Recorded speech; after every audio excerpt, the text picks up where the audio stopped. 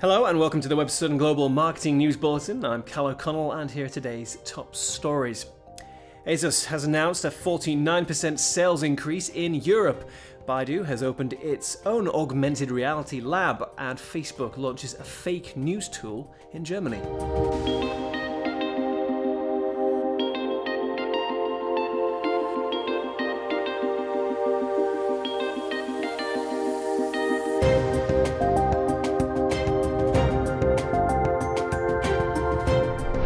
British online clothing retailer ASOS has announced a 49% rise in European sales from September to December last year.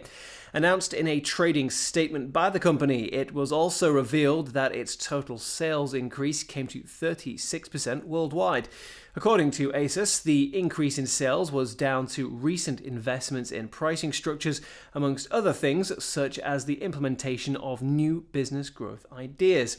The report from the company also revealed that it had 25% more users, an average purchase price increase of 2%, and an order frequency increase of 6%, all over the same period. Together, this led to ASOS shipping 35% more orders in Q4 of 2016 over the same quarter in 2015. Baidu has opened its own in-house augmented reality lab. In an announcement from the internet company, it said that the AR lab would focus on developing its own high-end versions of the technology to be used over a wide range of different industries. Baidu has already launched its own AR-based application, which has been used by worldwide brands such as L'Oreal and Lancome. The head of the new AR lab said that Baidu was keen to pursue the technology because there has already been rapid growth in AR marketing, adding that he expects other industries to follow. The first project released by the company was announced at the same time, which involves recreating historical sites along Beijing's subway system, with AR allowing users to see 3D versions of the city's historical 9 gates, which have all been demolished or renovated. So-called fake news stories are being combated in Germany after Facebook launched a new tool on its site.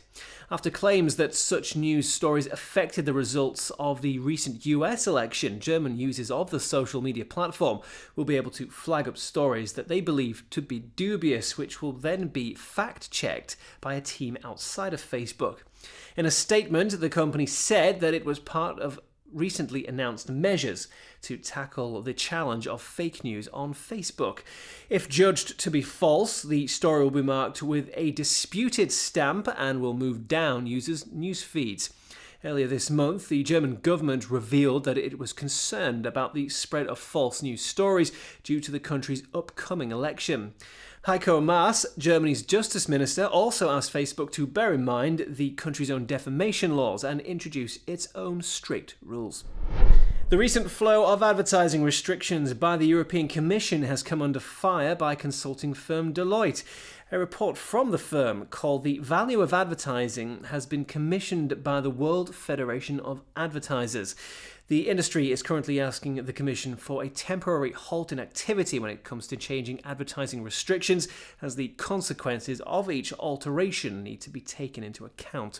The study argues that whilst €92 billion were spent in the industry in 2014, it contributed €643 billion to the region's GDP, nearly 5% of total GDP. Stefan Lurk, CEO of the World Federation of Advertisers, said that advertising brings benefits that are pervasive and run through the fabric of society, adding that policymakers should be mindful that ad restrictions have important economic, social, and cultural consequences. And finally, Korean authorities have put out an arrest warrant for Samsung Vice President J.Y. Lee.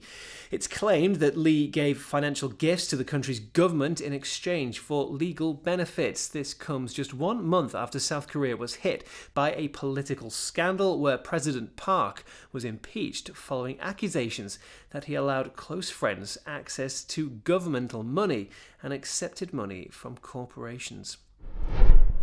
And that's it from me today. Thank you for joining us, and be sure to check out our Catch-Up TV service to access our full database of in-depth interviews with global digital marketing professionals, news, how-to videos, and more. See you next time.